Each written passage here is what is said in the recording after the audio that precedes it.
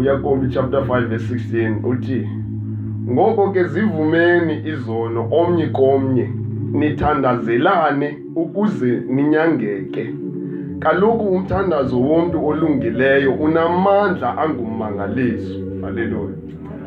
So ukuba ngaba sifuna umthandazo namandla kumele sihlambuluke sivume izono omnye komnye khona ukuze umthandazo wethu ube namandla. Haleluya.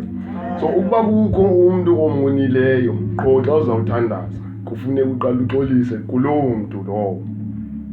Kona pho uYesu ethetha ngokuthi xa uzawuzisa umnikelo esibingelelweni kumele uhambe uthi xa uzawufika esibingelelweni ukhumbule uba kukho umuntu omonileyo, qale ushiye umnikelo wakho uhambe uyoxolelanisa naye ube sobuya ke ngoku uzonikela lowo mnikelo. So nawo umthandazo kuThixo usisiqhumiso. Ukuba uzawenza isiqhumiso khawuqala uhambe uye kulo muntu omonileyo, noba wone kuThixo noba wone emntwini, kodwa uboya phaa kuye. Ngoba xa usiza kuThixo ungahlambulukanga unesono. Now kwincwadi ka-Isaya ithi indlebe yam ayinzima ukuba ingevi, nesandla sam asifinyezwanga ukuba singesindisi, kodwa izono zenu zibuqumile ubuso bam. So isono sakho xa ufika kuThixo usithi uzothandaza, ufika kukhona udonga olumile, umthandazo wakho ungaqobhozeli. Ngenxa yaloo nto uzibone sowungasaphendulwanga. Haleluya. Into yesibini besithe sathetha ngayo kuxolela. Kumele uxolele. Haleluya. Masiye kwelinye futhi ilizwi kuMateyu chapter 6 qala ku verse 9. Haleluya. Andisoze ndahluka nondithanda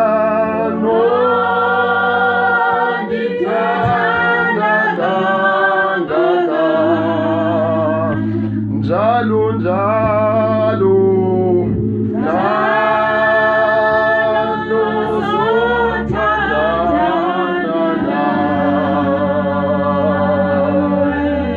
khona lana ke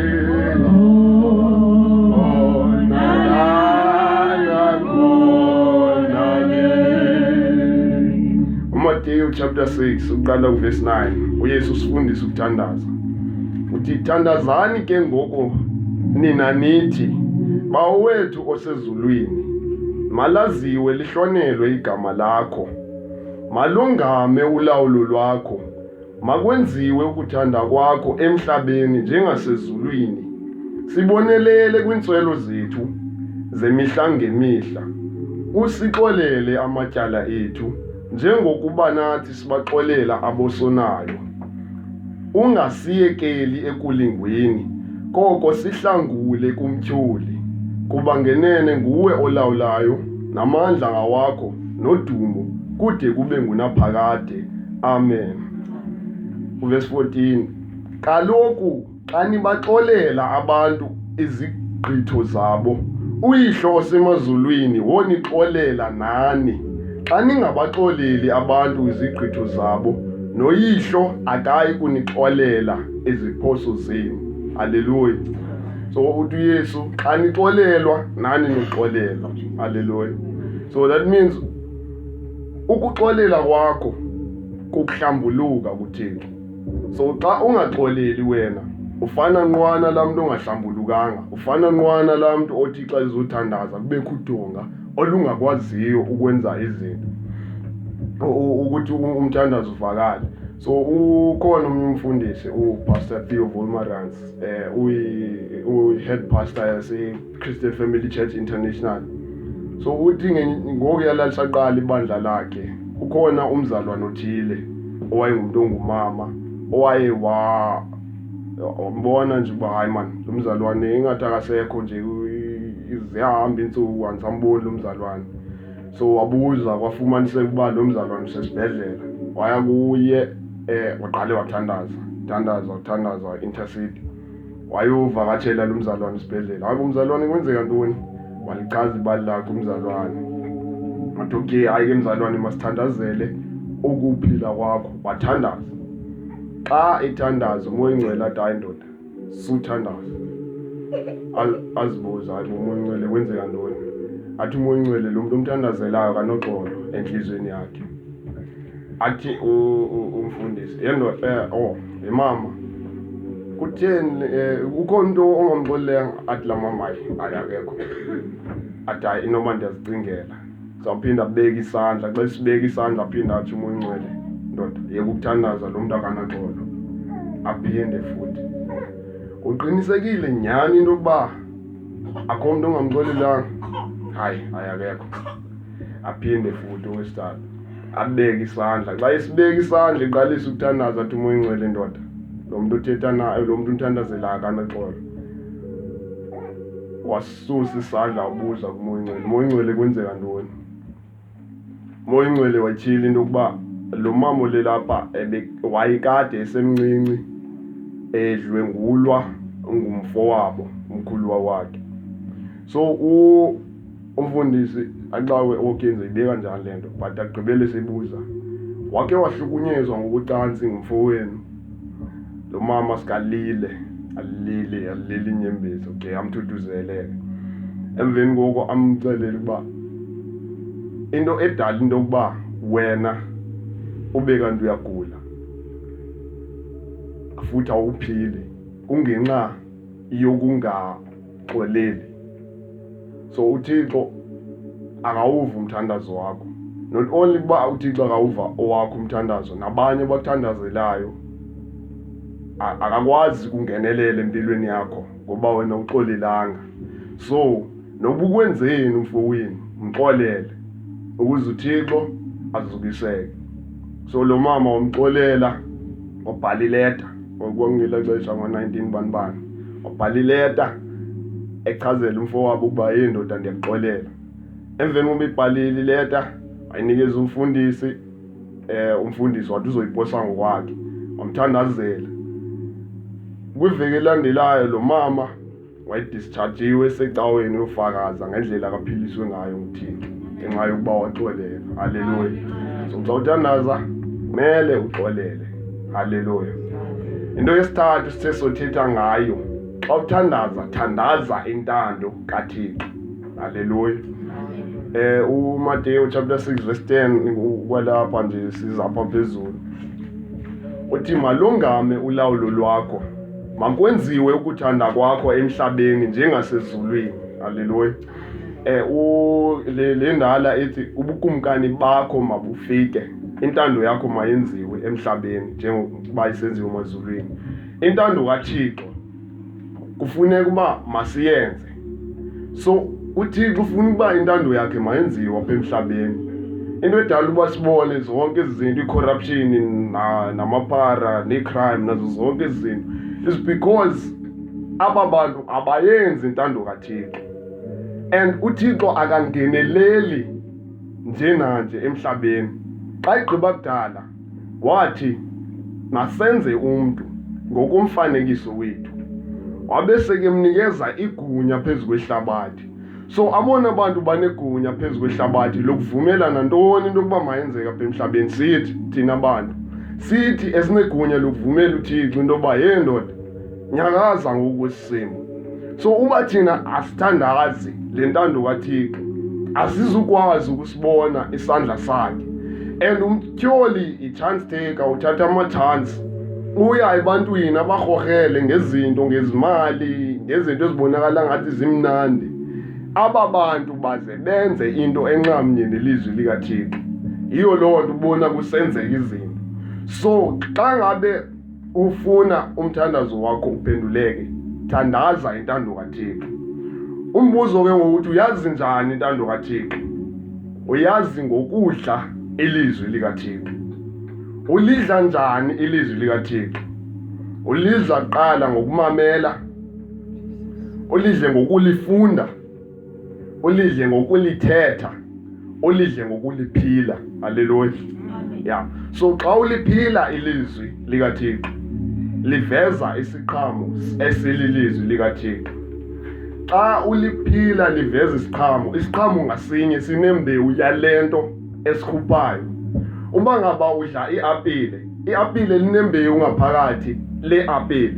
Uba ugqiba utya iapile, ugqiba ulithatha ulifake emhlabeni, laa mbewu le yakhona ikhulisa umthi lo ozokhulisa amanye ama-apile. Udla ama-apile, ufake imbewu emhlabeni, kuphinde kukhula amanye ama-apile, njalo njalo.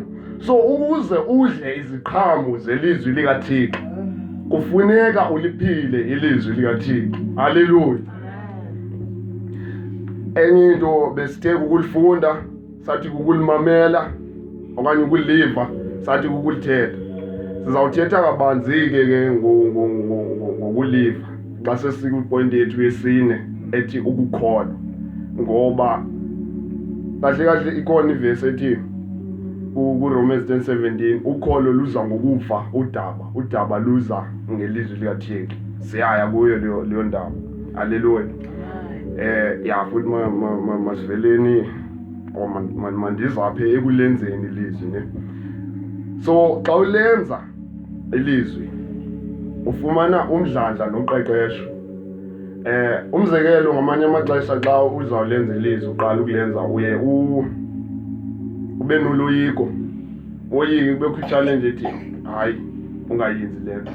But xa unoloyiko lincinci uhambe uyowenza ilizwi likaThixo. The next time uzoyenza uzathi hayi mani lento bendikhe ndayenza last time, mandiphinde. Uphinde futhi uphinde njalo luqeqesho. And then xa ufumana uqeqesho noba lolwantoni na, ufuna ukuphakamisa 100 kg. Okay, uzobona u-100 kg uyasinda, uqale ngo-10, phakamise ade abe lula lo 10 kg unyukele 15 njalo uye 20, 25 ude uyofika ku-100. So xa sowufika ku-100 sowunamandla nomdlandla. Xa ufumana u-10 kg start nje hadla, into elula nje, simple. Haleluya. So nelizwi likaThixo linjalo, umoya wethu uyajima xa wenza ilizwi likaThixo. Zonke ezaa zinto esizenzayo ezihambelana nelizwi likaThixo sifumana ukuzethemba okanye ukwethemba uThixo ngakumbi nangakumbi. Kuphela ukoyika sibe noqeqesho, like siqeqesheke, sibe umuntu oqeqeshekileyo uba neskill salento ayenzayo. Nathi sibe neskill sokulenza ke ngoku nokulithetha futhi nokuliphila eli lizwi likaThixo. Haleluya. Masiyeni ke ekholweni. Haleluya. Ukukholwa. Okwesine, ukuze umthandazo wakho uvakale kumele ukholwe. Masiyeni kuMarko chapter 11 verse 23. Haleluya. Tela msindisi wena kritikati noma bonke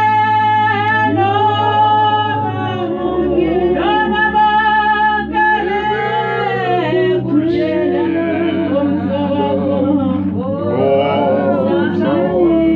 omsandi Sokulandila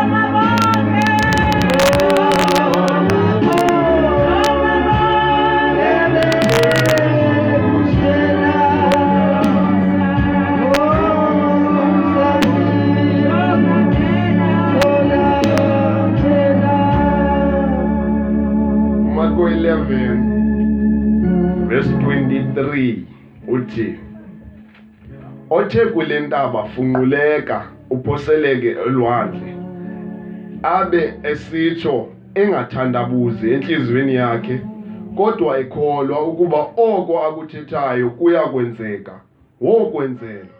Verse 24, ngenxa yoko ndithi kuni, zonke izinto enizicela nithandaza, kholwani ukuba senizinikiwe, nozifumana ke. Haleluya. Yeah. So xa sukuba sithandaza masikhole ukuba lento esiyithandazelayo sinayo. Kholwani ukuba ninayo. Kholwa ngokuthandaza. uDaniel xa wayithandaza ifaste 21 days, xa ifika ingelosi zisempendulo kuye ithi, Daniel, mhla waqala ukuthandaza, mhla wazisa inhliziyo yakho ufuna ukuqonda, yakhulula impendulo yakho, kodwa bendibanjiwe ikumkani yasePershiya. So yathunyelwa impendulo, isaqalisa uthandazo uDaniel, kodwa yabanjwa emkhathini, akakwazi uDaniel ukuyifumana immediately. So nathi zikhona izinto ezilwa nempendulo yomthandazo wethu, kodwa masikholwe into yokuba sinayo. Xa sikholwa uba sinayo, uThixo ngosenzela. Ngoku omnye umuntu ungathi, okay, mna andikholwa futhi andikwazi ukholwa, ndizokholwa njani? Besike satsho kuRomans chapter 10 verse 17, ngicela siyifunde. Bengingade ndigotile nje, kodwa ngicela siyifunde. Ngizoyifunda ngesixhosa esidala kwabaseRoma chapter 10 verse 17. Haleluya. Haleluya. Ithi, ngoko ke ukholo luphuma eludabeni, udaba ke lukho ngelizwi likaThixo. Haleluya. Ukholo luphuma eludabeni, udaba ke lukho ngelizwi likaThixo. So xa sifunda ilizwi likaThixo, xa sidla ilizwi likaThixo ngokulimamela, kuza ukholo enhliziyweni zethu. Njengoba ndithetha ngokuza ukholo enhliziyweni yam, ngoba ndiyaliva eli lizwi likaThixo, nani niyaliva eli lizwi likaThixo. Ukholo luzisa, ilizwi lizisa ukholo. Xa sinolukholo, sitsho ke ngoku sihambe siyolisebenzisa, silisebenzisele uzuko lukaThixo, silisebenzisele ukuthandaza. Xa sithandaza, impendulo siyifumana ukuze uThixo azukiseke. Haleluya. So masihambeni siyothandaza ngokholo, sithandaze ngenhliziyo ehlambulukileyo, sithandaze sibaxolele bonke abo basonileyo. Intoni esinene sithe siyakholwa, sathi siyaxolela, siyahlambuluka, osithandaza intando kaThixo. Yes. Nansi enye into, ilizwi likaThixo xa silifunda lenza into ezimbini. Lisazisa intando kaThixo, liphinde liphinde lizise ukholo. So uhlakaniphile uThixo, akabe isebenza dabuli ne. Haleluya. Wenza umsebenzi ubetha intaka ezimbini ngelityeleni. So masilifundeni ke kutsho ukuthi kubalulekile ukufunda ilizwi likaThixo, ngoba kusenzela into ezininzi. Kuphendula imithandazo, kudala ukholo, kudala ukuthi siyazi intando kaThixo, kusinikeza ubulumko nenye inqwaba yezinto. Kanti abanye obusinessmen bakhona bayifundayo iBhayibhile noba bakholwa. Bakhona batsho bathi, even if you're not religious, just read the Bible. Noba ukholwa futhi iBhayibhile, ungababona banobulumko. But ke ikhona ibonus enza ke ndifake nje kancane. Xa uthandaza ukwi-fasting. I-fasting into yokulola umoya wakho, into yokulola umoya wakho, ngoba ikwenza ukwazi ukuliva ilizwi likaThixo more clearly. Into edala uba sizibone kakhulu impendulo zemithandazo yabantu abafastileyo, nokuthi sibone abantu abaninzi babona i-visions, athi ndabona umbono likwi-fasting. It's because umoya wethu uyavuleka, uyaloleka. Inyama le inenkanuko zayo, kodwa xa uthe wayinqanda inyama wayivimba ezi zinto zayo izifunayo izidingayo, wayinikeza ilizwi likaThixo endaweni yazo. uThixo uyakwazi ukuziveza kuwe. Xa eziveza kuwe uaplaya zonke ezi zinto eziyi-4 esigqiba uzi-aplaya, zi-aplayeka ngendlela ebukhali. Umoya wakho uba more accurate, and so ukwazi ukumva uThixo. And siyakhumbula uba besithe xa uliva ilizwi likaThixo kuba kukholo. So xa uliva ilizwi likaThixo kuba kukholo, emveni kokuthandaze ngokholo futhi uyazi nentando kaThixo, uxolele wenze yonke laa nto. Kuba lula uxolela kum xa ndifastile, andazi uba njani kuni, kuba njani kuni, kuba lula kuba nzima futhi nokuba nomsindo. Ndikhumbule sekudala uba kwakaneni befana ndingacaphuka ba ya, ngoba akho mandla wokucaphuka. So xa upha kwesasimo kuba lula uba uThixo asebenze. So xa ukwi-fasting kufanele uba uyisebenzise to your advantage. Kuye kuthiwe enye research, khona enye research endayiva ngo-Miles Monroe, uthi ukusuka endlini uye evenkileni uthenge ukutya, grocery, ubuye ufike uyibeke uyipakishe, ugqibe ucinge uba ndizopheka ntoni, ndidibanise nantoni, ugqibe uthathe intoni uyidibanise nantoni uyipheke, ugqibe uyiphake, ugqibe uhlale phantsi uyitye, ugqibe uhlambe izitya. Le process kuthiwa ithatha about 8 hours on average. Zinqampu nje zamaxesha, ayenzeki ixesha elinye. So xa ukwi-fasting unenye i-advantage yokuthi uziseyivela ixesha. Elaa xesha ke ndiyakucebisa uba endaweni yokuba ulisebenzise kuWhatsApp noFacebook, lisebenzisele ekufundeni izwi. Ngelaa xesha bowufane ubutye eluthatha iBhayibhile utye izwi, ngoba kaloku ukutya izwi kuzisa ukholo. Ukholo ukwenza imithandazo yethu iphenduleke ngale ndlela uThixo akafuna ngayo. Haleluya, haleluya.